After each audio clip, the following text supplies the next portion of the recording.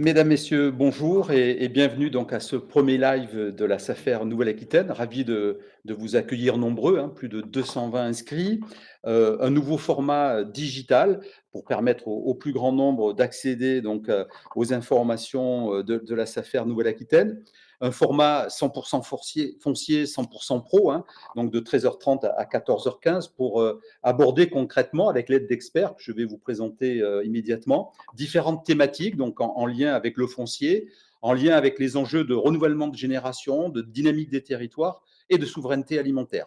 Alors pour 2022, 4 lives vous sont proposés donc par la SAFER Nouvelle-Aquitaine. Le 30 juin prochain pour parler installation et accompagnement des porteurs de projets. Le 6 octobre pour apporter un éclairage sur les projets alimentaires territoriaux. Et le 1er décembre donc pour décrypter les implications de la loi Sans Passe-Tout, donc relative à la régulation de l'accès au foncier agricole, donc au travers de structures sociétaires. Premier live donc et premier thème de cette série, celui de la transmission pour répondre donc à un ensemble de questions pratico-pratiques. Hein. Comment s'y prendre donc pour transmettre son exploitation agricole? Quelles sont les bonnes questions à se poser avant d'envisager une transmission?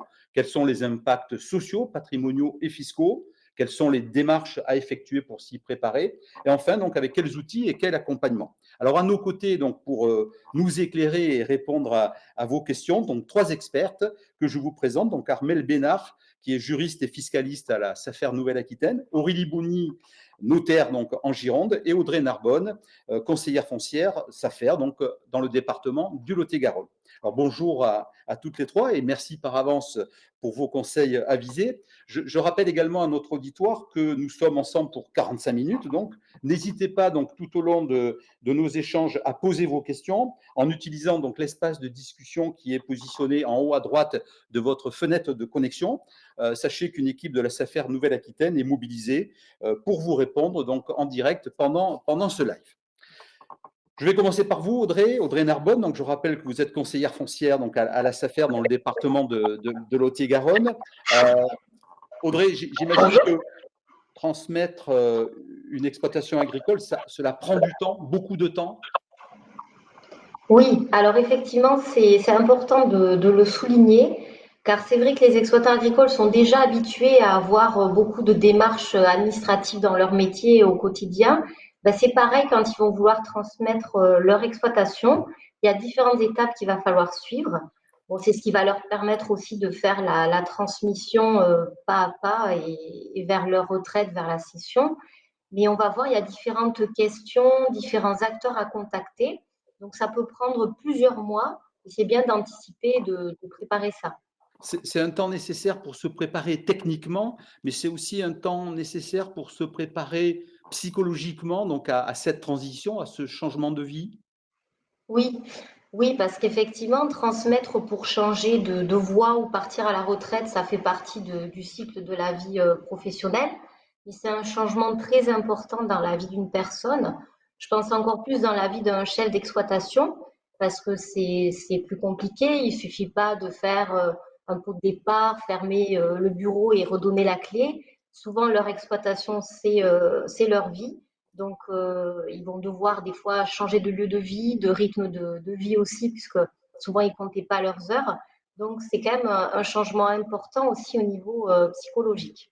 Donc, en résumé, on pourrait dire que c'est pas la transmission d'une exploitation agricole, c'est pas seulement une affaire d'optimisation fiscale ou sociale, comme peut-être Armelle Bénard va nous le démontrer. C'est peut-être d'abord et avant tout de l'humain, finalement, la préparation d'une transmission d'exploitation agricole. Oui, oui, oui, tout à fait, parce que derrière chaque cédant, il y a une exploitation, il y a une carrière d'exploitant il y a une histoire unique en fait. Donc c'est vrai que parfois ils ont hérité l'exploitation des parents, ils ont connu des évolutions techniques, beaucoup d'heures de travail, des moments de doute. Ils ont un fort attachement à leur outil de travail. Donc quand c'est le moment de transmettre, ben, il va se replonger l'exploitant dans toute sa carrière et pour l'accompagner au mieux, on va faire preuve de beaucoup d'écoute aussi pour l'accompagner. Merci Audrey Narbonne, donc conseillère foncière SAFER en Lot-et-Garonne. Aurélie Bouny, donc je me tourne vers vous. Donc je rappelle que vous êtes notaire en Gironde. j'imagine que s'agissant de préparer une transmission, la compréhension de la situation, l'identification des aspirations du cédant, voire même les impacts potentiels de cette transmission, ça repose sur un travail d'écoute important de votre part et de tous ceux qui interviennent finalement. Oui, oui, absolument. Alors, le travail d'écoute, il est primordial, hein. Il fait même l'objet d'un premier rendez-vous, hein. L'écoute, elle est essentielle. C'est une attitude qu'il faut avoir. D'ailleurs, on l'a naturellement vis-à-vis d'un client que l'on ne connaît que peu ou pour lequel on est intervenu ponctuellement, puisqu'on ne connaît pas trop l'environnement, la situation, et donc on va poser des questions. C'est aussi une attitude qu'il faut avoir avec un client qu'on connaît, avec une situation familiale que nous connaissons. Il faut être à l'écoute, hein, impérativement, puisque il faut savoir ce que souhaite le cédant. Première chose qu'il va vous dire dans le bureau, c'est: écoutez maître, je veux partir à telle date ou sur une période déterminée pour telle raison. Hein, donc là, en général, la première phrase approximativement est celle-ci. Ensuite, c'est à nous de découvrir. Il faut écouter notamment les réponses qu'il va vous faire. On va pas avoir, c'est une écoute active, on ne va pas avoir une écoute passive où on va laisser le cédant parler tout seul. Bien évidemment, on va lui poser un certain nombre de questions, des questions qu'il va falloir poser précisément pour essayer d'arriver à entrevoir ce qu'il souhaite faire et comment il souhaite le faire. Donc l'écoute, effectivement, c'est quelque chose d'extrêmement important. On doit être dans cette situation un petit peu active au moment de ce premier rendez-vous. Rien n'est décidé à l'occasion du premier rendez-vous. On est dans cette collecte d'informations et surtout, ce qui est important, c'est de comprendre le contexte de la session. Voilà, donc le premier rendez-vous nous permet d'entrevoir un certain nombre de voies qui vont probablement être envisagées par la suite, mais rien n'est décidé en premier lieu. Comprendre donc la situation, identifier les aspirations du cédant. Merci Aurélie Bouny. Armelle Bénard, donc juriste fiscaliste à la SAFER Nouvelle-Aquitaine. Aurélie Bouny l'évoquait à l'instant. Le point de départ de la démarche, c'est avec la MSA pour identifier peut-être donc l'ouverture des droits à la retraite. Quand est-ce que je peux partir à la retraite, c'est ça ? Oui, en fait, la démarche, c'est d'abord la démarche d'aller voir son notaire et d'échanger, d'envisager son départ à la retraite et d'en parler avec son comptable. Mais le fait d'aller voir la MSA, c'est vraiment, comme disait Audrey, c'est d'acter psychologiquement le départ à la retraite, puisque là, en fait, on va commencer à être très concret, on va fixer une date. Voilà, une date envisageable de cession. Alors, ça dépend des... On a une présentation un petit peu courte en disant on transmet son exploitation à la date du départ à la retraite. On a d'autres situations, hein, des personnes qui souhaitent céder à 55 ans, etc. Mais la démarche, elle est toujours la même, hein, le statut social futur, quoi. Donc, effectivement, on fait un bilan retraite. Et c'est à partir donc de cette date identifiée que va se construire le calendrier général de la transmission ?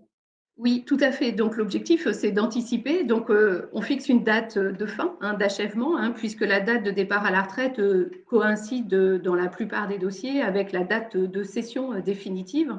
Donc, on met en place un rétro-planning. Ça, c'est obligatoire.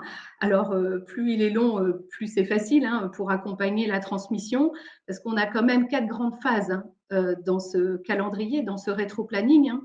Une phase, on va les envisager, une phase d'évaluation du patrimoine. Je possède quoi, et après, une fois que c'est évalué, je réfléchis, j'analyse en fait la situation, hein. Il y a cette grosse phase d'analyse en fonction des conséquences et de ce qu'on souhaite, hein, de ce que le cédant souhaite. Il y a la phase de recherche d'un acquéreur et après la phase de négociation et de concrétisation des actes en fait. Et on arrive à la date butoir. Donc, il faut un délai confortable. Alors, je ne sais pas si on peut donner des durées, mais 2 ans, c'est bien peut-être, hein. En tout cas de cet ordre. Au moins, oui. Merci Armelle. Aurélie, je reviens vers vous. Aurélie Bouny, donc notaire en Gironde. Cette phase de préparation donc, de la transmission de l'exploitation agricole, pour vous, c'est nécessairement et obligatoirement un travail d'équipe qui va se faire avec le cédant et autour du cédant ? Inévitablement, hein. Nous sommes experts, mais chacun dans notre domaine. Donc, travail d'équipe est essentiel tout au long du dossier, hein. Tout à l'heure, on parlait d'écoute, de premier rendez-vous. La transmission, elle commence dès ce premier rendez-vous. Et c'est vrai qu'en amont, théoriquement, le cédant s'est informé vis-à-vis de la MSA, vis-à-vis de son expert comptable. À un moment donné, il va falloir qu'on se réunisse tous autour de la même table. Donc, nous sommes, on agit en réalité par étapes, hein, vous l'avez compris, ce n'est pas dès le premier rendez-vous que vous allez avoir une solution. On a besoin de confronter tous nos idées. Ça fait l'objet d'une deuxième étape. Alors, ça ne veut pas dire un deuxième rendez-vous parce que cette deuxième phase, elle peut durer sur 1, 2, voire 3 rendez-vous, hein. Elle est extrêmement importante. C'est l'étape d'ailleurs la plus technique, hein. On est sur une confrontation des idées, on expose les choses, on présente les choses à l'occasion de cette deuxième phase. On va chiffrer parfois 2 schémas de transmission, hein. On part très rarement sur un schéma en disant « je sais ce qu'il vous faut, on va faire cela, faites-moi confiance, on y va, hein ». C'est pas du tout ça. On prévoit 2 schémas, 2 chiffrages, on les expose et à l'occasion de la confrontation des idées, eh bien, on se rend compte qu'on va ajouter des choses, voire complètement les modifier, hein. Donc cette phase, toujours d'écoute, mais d'analyse juridique et on rentre dans le sujet est excessivement importante et nous avons tous une utilité, voire une nécessité à intervenir. Et cette équipe, donc, elle mobilise en fait celles et ceux qui travaillent avec l'agriculteur au quotidien. Je pense aux coopératives, aux chambres d'agriculture, enfin toutes les parties prenantes qui sont autour de l'agriculteur. C'est cette équipe-là qui va devoir être mobilisée pour aborder tous les aspects. Absolument. Alors, moi, je suis plutôt sur le volet juridique, hein, donc effectivement, c'est-à-dire civil et fiscal, il va y avoir une rencontre technique sur l'objectif qui est la transmission et donc un débat qui va être juridique, mais également les coopératives, comme vous le disiez. Tout le monde est intégré dans la sphère en général, la SAFER bien souvent, et donc on a tous vraiment une discussion et un intérêt à avoir autour de ce vaste sujet, mais non moins intéressant, qui est la transmission. Audrey Narbonne, donc conseillère foncière de la SAFER en Lot-et-Garonne. On parlait d'équipe à l'instant, donc avec Aurélie Bouni. Vous, en tant que conseillère foncière, vous êtes en position de chef d'orchestre de ces différentes parties prenantes pour assurer par ailleurs l'interface avec le cédant?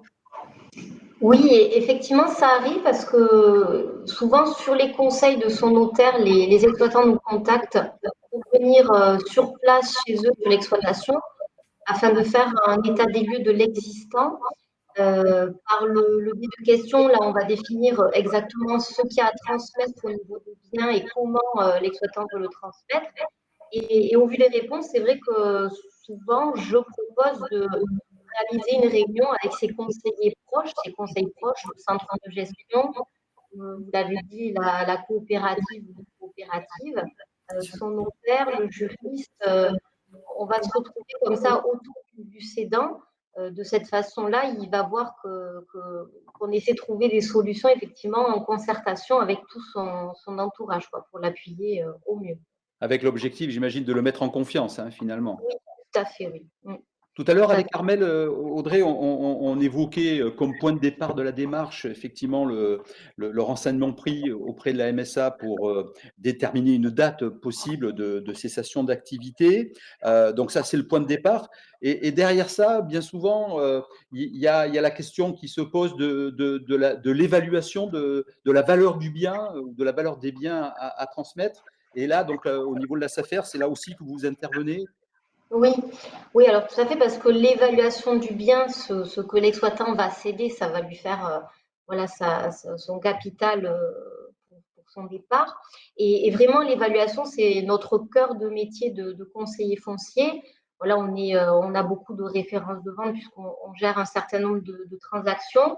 On est plusieurs conseillers par département, donc disponibles et sur des secteurs assez restreints qui nous permet d'avoir une connaissance fine des particularités de nos secteurs. Et puis le sécuriser aussi parce on est vendeur professionnel, la SAFER, donc on a des points d'attention, de contrôle sur les exploitations. Et on doit vérifier voilà, la conformité des biens, du matériel, des plantations.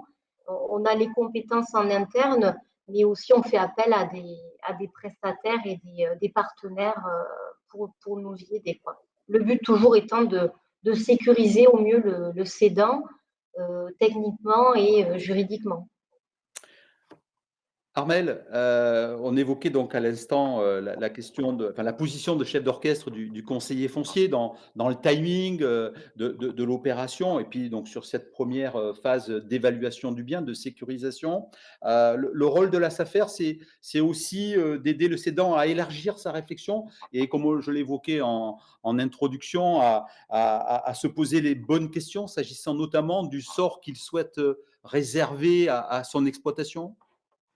Oui, tout à fait. En fait, donc, je réinsiste, mais on a toujours dans les intervenants habituels, l'expert comptable qui est essentiel. Alors, l'expert comptable au sens large avec son juriste et son fiscaliste, hein, et puis le notaire, hein, qui connaît le patrimoine et l'état d'esprit en fait du cédant. Mais à côté de ça, effectivement, avec notre expérience à la SAFER, on essaie d'accompagner, de donner des idées et d'élargir en fait le débat, parce que souvent, en fait, on est quand même très en amont, hein, du départ à la retraite et des modalités de cession. Donc, il y a plusieurs possibilités. On peut accompagner même à la SAFER des cessions familiales, hein, de la transmission. Donc, on travaille avec le notaire et la donation d'une partie de l'exploitation. Mais parfois, les exploitations du cédant, enfin, voilà, des parents, n'est pas assez suffisante et conséquente. Donc, la SAFER, elle peut accompagner pour faire un agrandissement, pour consolider et viabiliser, en fait, hein, c'est une modalité. Après, dans les modalités de cession, quand on est sur l'ouverture, on peut faire soit quelque chose de très, très brutal, hein, cession de la totalité de l'entreprise, je vends tout, je vends mes actifs, parce que quand on parle, Audrey parle beaucoup d'immeubles, hein, mais on parle aussi de l'entreprise au global avec ses stocks d'animaux, ses stocks, ses animaux, son matériel, les contrats qui sont attachés avec les coopératives, etc. Donc, on peut faire une vente en une seule fois à un instant, ou alors on accompagne sur de la cession, comment dire, j'en vends une partie et je conserve une partie du foncier que je loue à mon repreneur et ça me fait un complément de revenu, hein. Il y a toujours aussi une notion économique en fonction des situations des cédants. Il me faut un complément de retraite. Alors, je vends, j'ai un capital d'exploitation, mais est-ce que annuellement, je peux avoir un revenu avec un fermage? Et aussi, on le fait de plus en plus, on fait de la transmission progressive, donc de l'association entre le cédant et le repreneur, hein. Alors, il y a le fait de faire une société, constituer une société. Alors ça, c'est vraiment un engagement total, hein, un vrai mariage, comme on dit chez nous les juristes, entre le cédant et son cessionnaire. Mais il y a des choses un peu plus tempérées comme le parrainage, hein, par la chambre d'agriculture. Il y a un nouveau dispositif aussi de droit à l'essai, voilà, dans l'accompagnement. Sur certains dossiers, pour conclure, c'est aussi l'exploitation. Le cédant souhaite aussi accompagner le repreneur, donc ça peut se faire sous la forme d'un contrat de travail. On a un bon nombre de dossiers comme ça. On a un contrat de travail pour l'accompagnement technique, hein, et puis plus aussi sur l'espace, hein, et les relations avec les partenaires, les coopératives, les contrats en cours. Merci Armelle pour ces précisions. Aurélie Bouni, donc, si je comprends bien, la transmission d'une exploitation agricole, c'est un projet qui se construit, qui se gère en tant que tel.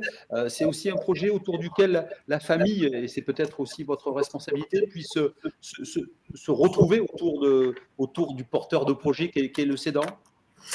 Oui, oui, tout à fait. Alors, la famille, vous avez bon nombre d'exploitations où la famille est intéressée dans sa globalité, hein. Donc, vous avez des acteurs familiaux qui sont partie prenante à l'exploitation. Il faut aussi, je pense, faut être bien de soulever cette question parce qu'il faut impérativement réunir tout le monde, même ceux qui ne participent pas effectivement à l'exploitation, hein. On a de toute façon des règles successorales qui font que tout enfant doit participer dans la succession de ses parents et donc va être amené à intervenir. Et donc, on doit prendre en compte aussi ceux qui ne participent pas à l'exploitation. La famille du cédant, pour la réunir, eh bien, physiquement, moi, ce que j'aime faire, c'est venir sur place, hein. On prend la température. Vous avez besoin de rencontrer les gens, je pense, physiquement pour eh bien, se rendre compte du climat, écouter donc ce qu'ils vont vous dire et puis ensuite, voir quelles vont être leurs réactions quand on va commencer à, émettre des hypothèses, hein. Donc, bien transmettre son exploitation, c'est, effectivement réunir tout le monde, parler de ce que nous allons faire en détail avec des chiffres, avec, eh bien, il faut éviter de lever enfin, il faut lever tout tabou, hein, sur cette session, sur cette transmission et puis on voit qu'en général ça se passe parfaitement bien, hein. Ceux qui ne sont pas intégrés dans l'exploitation sont très intéressés par cette session puisque c'est véritablement le socle familial en général, hein. Toute la famille a vécu au départ sur cet élément qui est l'exploitation. Et vous me disiez en préparation de ce webinaire que ce type de projet, vous le gérez selon la technique de l'entonnoir, hein, c'est-à-dire Complètement. Alors en fait, bon, si je devais schématiser, pardon, hein, je vais schématiser les choses, mais en premier lieu, donc on l'a vu tout à l'heure, on est là pour écouter ce qu'ils souhaitent. Le but recherché est de comprendre ce qui s'est passé jusqu'à présent, hein, donc ce qui a été fait. D'un point de vue fiscal, nous avons besoin de savoir s'il y a des dispositions qui ont déjà été prises, réunir tous les documents, informations qui sont nécessaires à la transmission. Et ensuite, la deuxième étape, eh bien, après analyse juridique, c'est de présenter les choses, hein, de chiffrer, de leur indiquer qu'on peut souvent arriver au but en suivant telle voie ou telle autre, hein. Donc là, on est dans cette technique de l'entonnoir, c'est-à-dire au fur et à mesure des rendez-vous, vous allez avoir les choses qui se précisent et arriver jusqu'à une voie qui va être privilégiée. Tout va devenir évident au fur et à mesure. Chacun va pouvoir intervenir.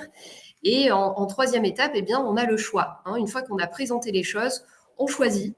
Et on choisit définitivement une fois qu'on a appréhendé tous les aspects civils et fiscaux. Et on fixe une date pour respecter le calendrier, ainsi qu'on l'a vu tout à l'heure. avec l'idée qu'il n'y a pas de recette universelle et que c'est forcément que du sur-mesure. Ah, nécessairement, c'est que du sur-mesure. Ça a toujours été du sur-mesure, hein, en ce qui concerne les sessions d'exploitation, parce que c'est un vaste sujet, hein. Chaque situation, bien évidemment, est différente. Qui plus est, j'ajouterais, pour rebondir sur ce que disait Madame Bénard, on parle de transmission et de cession. Il ne faut pas oublier que jusqu'à présent, les sessions hors cadre familial représentaient 20 à 25% hein, des sessions et dans un avenir à moyen terme, elles vont représenter 40%. Donc on a une situation qui évolue, une société qui évolue et on est obligé donc de tenir compte de cela, ce qui fait que ce qui à l'époque ne constituait pas une recette universelle, il fallait faire du sur-mesure sur chaque dossier, l'est d'autant plus aujourd'hui puisqu'on a le champ des possibles qui est ouvert, on n'est plus nécessairement en donation, hein. On se situe également en cession d'actifs, cession de parts, cession à titre onéreux. On va revenir là-dessus. Merci Aurélie pour ces précisions. Audrey Narbonne, donc conseillère foncière SAFER en Lot-et-Garonne. Bien sûr, quand on parle transmission, on parle cédant, mais on parle aussi repreneur. Suivant que le repreneur est identifié ou pas, ça change la donne. Identifié préalablement par le cédant, hein, j'entends. Oui, oui, oui, tout à fait. Effectivement, si c'est une reprise dans le cercle familial, comme en parlait Maître Bouni, ben, ça va être dès le départ un peu plus simplifié, je dirais, parce que les acteurs sont là, sont présents, et même s'il peut y avoir beaucoup de discussions, les gens sont identifiés dès le départ. Il peut y avoir un repreneur qui ne soit pas de la famille, mais qui est extérieur, mais proche, c'est-à-dire un voisin. Donc là, ça va être une construction peut-être un peu plus longue, toujours un accompagnement personnalisé pour trouver les meilleures modalités de la transmission. Mais c'est là aussi, quand on a les personnes identifiées, ça se fait de façon fluide. Par contre, quand on a un repreneur qui n'est pas identifié, bon là, voilà, on a d'abord l'état des lieux du départ, de la propriété à transmettre, et après, il va falloir utiliser des outils de recherche, les outils SAFER pour rechercher un candidat qui colle exactement aux volontés et à l'exploitation du cédant. Donc, ça va être forcément un petit peu plus long à construire, mais voilà. Et dans tous les cas, Audrey, la SAFER donc, a capacité, par votre intermédiaire, hein, s'agissant de mobiliser les différents partenaires, à proposer un accompagnement de A à Z, finalement, sur l'ensemble des problématiques qui vont se présenter. Vous m'avez entendu, Audrey? Ah, je crois qu'on a perdu Audrey. Allô, allô? Oui, non, c'est pas grave. Armel, je me tourne vers vous, justement, puisque bon, vous êtes personne ressource à la SAFER Nouvelle-Aquitaine sur ces questions-là. Je parlais donc de la capacité de la SAFER à pouvoir assurer un accompagnement de A à Z, hein, avec le conseiller foncier en position de chef d'orchestre et d'interface avec le cédant. Oui, complètement. Donc, en fait, la SAFER, elle a la capacité, alors même si elle n'a pas toutes les compétences pour le faire, elle sait s'entourer. Et à la base, elle ne s'entoure pas de ses partenaires habituels, elle s'entoure des partenaires du cédant, hein. Donc ça, c'est très, très important puisque il y a la connaissance du dossier d'abord au niveau de l'entreprise agricole, hein, chez l'expert comptable du cédant. Donc, voilà, on a la capacité de donner le rythme. Et le rôle du conseiller foncier, c'est vraiment d'être le chef d'orchestre, hein, puisqu'on a vu, on a différents experts dans l'évaluation, en plus de la SAFER, en fonction des productions.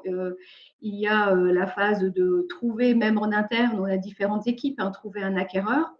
Et puis, avec l'avocat, le conseil, eh bien, il faut rythmer les modalités de transaction avec le banquier, hein, quand on a l'acquéreur. Donc, notre conseiller foncier, c'est vraiment le chef d'orchestre, c'est lui qui fait le lien tout le temps entre le cédant et tous ses partenaires. Voilà, et il tient les Et, choses. ouais. Et la SAFER a capacité aussi à mobiliser un certain nombre de dispositifs d'accompagnement et d'aide. Je pense notamment au portage foncier, alors bon, qui bien sûr bénéficie aux repreneurs, aux jeunes qui va s'installer, mais qui profite aussi aux cédants, j'imagine, par voie de conséquence. Bien sûr, il y a un certain nombre de dispositifs, hein, d'accompagnement. Alors, directement par la SAFER pour le portage, effectivement, par rapport plutôt aux repreneurs, mais il y a aussi l'assurance fermage impayé, hein, lorsque le cédant met en location au profit du repreneur, il y a des dispositifs. On a des apporteurs de capitaux, on a des dossiers importants en cours où finalement on peut arriver à installer des jeunes sans soutien familiaux, hein, puisque c'est souvent une difficulté de ne pas avoir de capacité de financement importante. Donc, on a un investisseur. Il y a du portage, soit par la SAFER ou soit par ses apporteurs de capitaux, avec à terme le rachat de ces structures foncières par les agriculteurs, quoi. Tout à fait. Et il y a bien d'autres dispositifs, hein. Je reste avec vous encore un instant, Armel. Je disais donc vous êtes personne ressource au sein de la SAFER Nouvelle-Aquitaine avec donc les compétences juridiques et fiscales. Donc votre mission à vous, je vais caricaturer un petit peu, mais c'est de tenter de trouver comment dire, les bons ingrédients pour atténuer les impacts fiscaux et sociaux par tous les moyens légaux, j'ai envie de dire. Oui, complètement. Alors, c'est trouver le meilleur chemin, en fait, hein. On a des exploitations individuelles ou en société, du patrimoine immobilier, hein, donc des terres et des vignes détenues à titre personnel ou en société. Et en fait, il y a bon nombre de dispositifs d'atténuation de l'impôt, hein, ou de l'atténuation du bénéfice agricole. Donc, oui, moi, mon travail essentiellement, c'est de trouver le meilleur chemin. Alors, avec les conseils du cédant, et à un moment, il faut que les intérêts du cédant soient compatibles avec les intérêts de l'acquéreur. Voilà. Donc, dans un premier temps, on travaille chez le cédant pour mettre en vente, en fait. Et comme l'évoquait Aurélie Bouni, l'approche est différente suivant qu'on parle d'une entreprise individuelle ou d'actifs au sein d'une société ou de parts de société de production agricole ou de société immobilière. Tout ça, c'est des cas distincts qui vont induire des impacts différents. Alors, oui et non. Je suis normande, donc non, à chaque fois, quelle que soit la structure juridique, il faut analyser les conséquences juridiques, fiscales de la cession d'entreprise, que ce soit une entreprise individuelle ou en société. Et oui, l'approche après est différente, hein, puisqu'à partir du moment où on a une société, on a toujours la possibilité de vendre les actifs. Alors que ce soit une société immobilière, voilà, un GFA, une SCI qui détient les immeubles, soit on vend les parts, soit on vend les biens, ou alors une société de production, soit on vend les actifs, ou soit on vend les parts sociales. Et en fait, là, ça dépend du dossier, hein, comme disait Maître Bouni, hein, il faut regarder au cas par cas, analyser les dates d'achat, durée de détention, les recettes pour les chiffres d'affaires, pour les régimes d'exonération de plus-value. Il y a beaucoup de dispositifs. Alors, effectivement, il faut être vigilant et souvent veiller à ce que l'exploitation soit cédée dans sa globalité. Donc, il faut vraiment une démarche entreprise et pas vente de foncier. J'insiste beaucoup.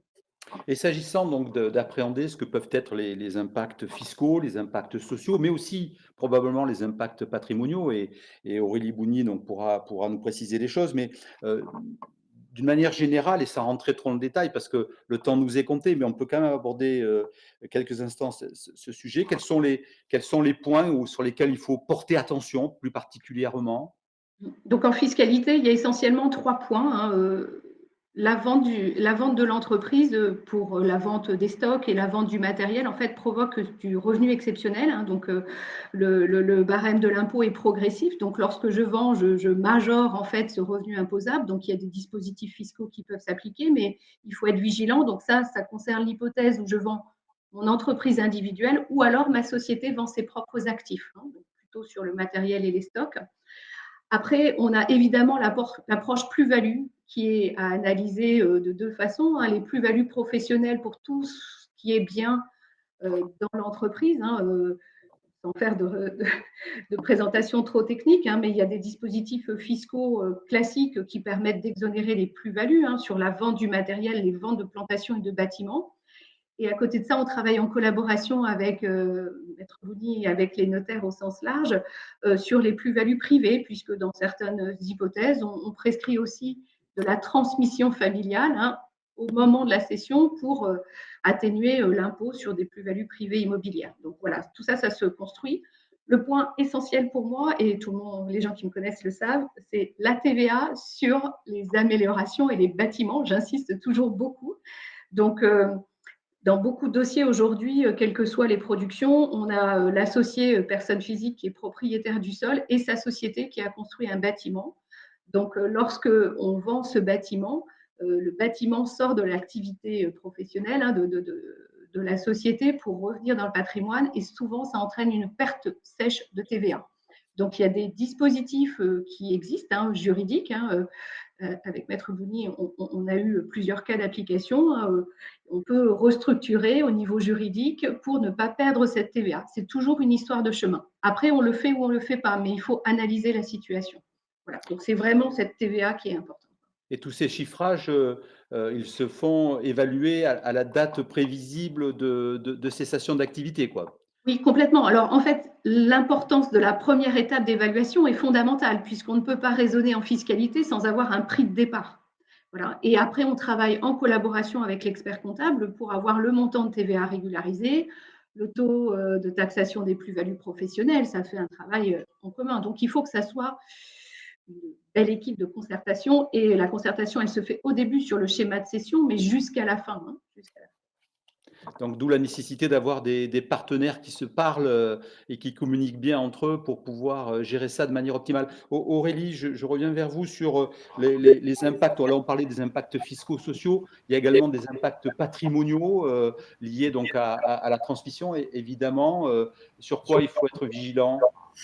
Alors, bon, sans rentrer dans le détail, hein, puisqu'il faut exposer les choses clairement sur un cas qui ne nous est pas soumis, mais il faut déjà étudier la situation du cédant. Alors, on l'a vu sur la fiscalité, hein, quand on parle de cédant, on pense fiscalité, effectivement, on pense régularisation de TVA, plus-value quand on est en vente, hein, quand on souhaite vendre ses actifs ou ses parts de société. En tant que notaire, quand on a quelqu'un qui vient nous voir, un client qui vient nous voir pour nous indiquer je veux partir à telle période ou telle date, je prends ma retraite, je souhaite transmettre et qu'on est dans un cadre de transmission à titre gratuit, eh bien, on va devoir évaluer la situation fiscale, bien évidemment, de la personne, savoir s'il a déjà donné, quels sont l'état des abattements. On va devoir évaluer la situation dans sa globalité. Et puis, comme le disait Armelle tout à l'heure, eh bien, nous avons besoin de chiffres pour cela. Hein, nous notaires également, on a besoin d'une valeur de part, on a besoin d'une valeur de foncier, on a besoin de raisonner sur des chiffres dès le départ pour savoir quelle serait la moins coûteuse, même si ce n'est pas toujours le schéma choisi. Hein. Mais en termes de transmission, on a besoin d'avoir des chiffres et on a besoin de faire un audit tout simplement de la situation à un instant T pour pouvoir transmettre et avoir un chiffre à évoquer. Alors, je voudrais simplement préciser une chose, c'est important.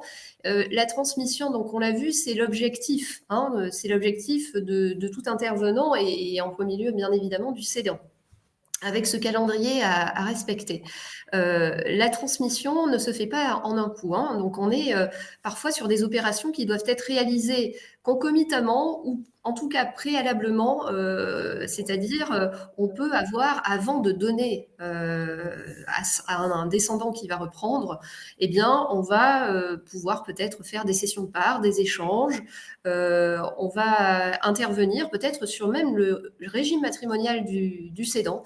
C'est important parce que les régimes matrimoniaux sont des vecteurs puissants, si je puis dire, puisqu'on peut faire du sur-mesure grâce à ça. Et il va falloir donc étudier la situation et prendre des décisions. Des opérations préalables sont quasiment systématiques. On ne transmet pas immédiatement. On nettoie une situation, en tout cas, on présente bien les choses de manière à ce que la transmission se fasse dans les meilleures conditions. Merci, merci Aurélie. On arrive presque au terme donc de ce premier rendez-vous. Alors, on a quelques questions qui nous sont remontées et je voudrais vous en faire part. La première, donc, qui dit, dans le cadre d'une reprise familiale d'une exploitation, donc, quelles sont les qualifications en matière de diplôme qui peuvent être exigées si la personne a un autre métier? Alors, je ne sais pas si la question est bien comprise, mais semble-t-il que ça porte sur la qualification exigée. J'imagine que ça doit être du côté du repreneur, peut-être? Oui, je pense que la question, elle est plutôt pour le repreneur. Donc, après, la question est plus large par rapport à la qualité de repreneur. Quand on n'a pas la capacité professionnelle, le diplôme qui convient, il y a des systèmes qui permettent, de l'avoir. Il y a le parrainage aussi, il y a de l'accompagnement technique. Mais pour l'installation, voilà, l'installation grâce à la SAFER permet d'avoir l'autorisation d'exploiter. Je ne sais pas si on allait jusque-là, mais dans la question. Mais effectivement, même si on n'a pas vraiment de capacité professionnelle, il y a un accompagnement autour pour rendre les choses possibles et envisageables. Tout à fait. Dans tous les cas, pour avoir toutes les informations nécessaires, se rapprocher de la SAFER est hautement utile. Quand Voilà, on de la est SAFER cédant, et sur les droits à l'installation de la Chambre d'agriculture, bien sûr. bien évidemment. Existe-t-il des partenariats en Nouvelle-Aquitaine entre coopératives et SAFER ou l'une et l'autre des structures pour réaliser un portage foncier, notamment donc, dans le cas d'un repreneur dans le domaine viticole? Alors, Audrey nous a quittés là. Oui. Donc, évidemment, il y a des partenariats qui ont été conclus au Salon de l'Agriculture avec des coopératives, bien sûr. Je suis un petit peu courte pour répondre sur les structures viticoles. Oui, Alors, je sais, à titre personnel, pour avoir animé des conférences départementales du foncier rural, qu'il y a eu des partenariats avec des coopératives viticoles, effectivement, pour abonder les moyens financiers nécessaires au financement du portage. Je le disais, donc, il nous reste quelques minutes. L'une et l'autre, Aurélie comme Armelle, si vous aviez un conseil à donner en synthèse de tout ce qu'on vient d'évoquer pendant ce premier live sur la question de la transmission, quel serait-il? Aurélie, on commence par vous. Écoutez, moi, le maître mot, c'est l'anticipation en tant que notaire. Pourquoi? Parce que, alors, je ne veux pas parler que de fiscalité. Ce serait erroné que de partir uniquement sur la fiscalité. Mais vous savez que les abattements, en l'état actuel de la situation, se renouvellent tous les 15 ans. Donc, parfois, une valeur à transmettre, si on prend en compte tous les actifs, si on cède tout en même temps, eh bien, la valeur, elle est conséquente. Donc, il faut impérativement anticiper pour plein de raisons, pour ces raisons fiscales, mais aussi pour avoir le temps de réaliser les opérations, puisqu'on l'a vu tout à l'heure, on a un calendrier qui est parfois fixé à la date près. Donc, on doit réaliser l'ensemble des opérations, et pour ça, il faut qu'on ait le temps d'établir bien évidemment les actes, mais surtout le temps d'étudier la situation. Voilà. Donc, il faut échanger. L'échange, on l'a vu, est extrêmement important, voire nécessaire. Il faut qu'on ait le temps de se réunir plusieurs fois. Et donc, l'anticipation, c'est le maître mot. Allez voir votre notaire, allez voir votre expert comptable. L'expert comptable, c'est un un personnage que vous allez voir régulièrement. Allez voir la SAFER. La SAFER a des experts qui sont extrêmement utiles. Il faut vraiment communiquer quand on sait qu'on va céder ou quand on a simplement la volonté de, sans avoir peut-être le repreneur en face. Il faut d'ores et déjà aller consulter le et les professionnels qui gravitent autour de vous. Merci Aurélie. Armelle, donc anticiper, j'imagine que vous êtes d'accord. Bien sûr, complètement. Et vous complétez avec quoi donc Armelle comme conseil? Voilà, avec en fait la sécurisation des opérations. Hein. Donc l'intervention par la SAFER permet d'avoir la responsabilité de vendeur professionnel, hein, cette assurance hein, pour le repreneur, hein, mais aussi j'insiste dans l'élaboration de la promesse. En fait, lorsqu'on a tous les partenaires autour de la table, ça permet de tout sécuriser et tout anticiper, et de ne pas arriver la veille de la signature avec une problématique qui n'a pas été réfléchi, discuté. Donc, plus on procède à ce genre d'opération de cession d'entreprise, plus on sécurise. Alors, effectivement, c'est des fois un peu le côté juriste, un peu pénible parce qu'on voit un peu les problèmes partout, mais ça permet de les anticiper et de sécuriser les choses. Merci Armelle. On vient de récupérer Audrey qui nous rejoint sur le fil à la conclusion donc, de ce premier. La question que je posais à Aurélie et à Armelle, et ça sera le mot de la fin finalement, Audrey, c'est si vous aviez un conseil donc à délivrer donc, sur cette question de la transmission, quel serait-il, Audrey?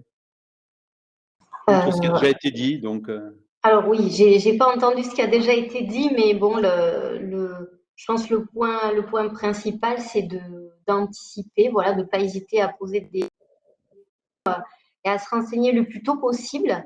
Ça permet de faire une transmission moins dans l'urgence et donc réussie et plus facile à accepter aussi.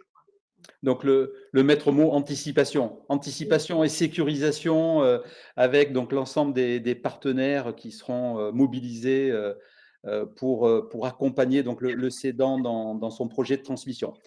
Il me reste donc à vous remercier les unes et les autres. Hein. Merci pour vos propos, pour votre intervention. Dire aussi à nos auditeurs donc, que un prochain rendez-vous, un prochain live est prévu dès le 30 juin. Donc ça va vite venir. Cette fois-ci pour parler installation, pour parler accompagnement des porteurs de projets, voilà, avec de nouveaux experts de la SAFER et puis d'autres experts qui travaillent régulièrement donc, en partenariat avec la SAFER. Mesdames, merci, bonne fin de journée, merci à vous tous et rendez-vous donc le 30 juin pour le prochain webinaire. Merci à tous. Merci. Au revoir. Au revoir. Merci.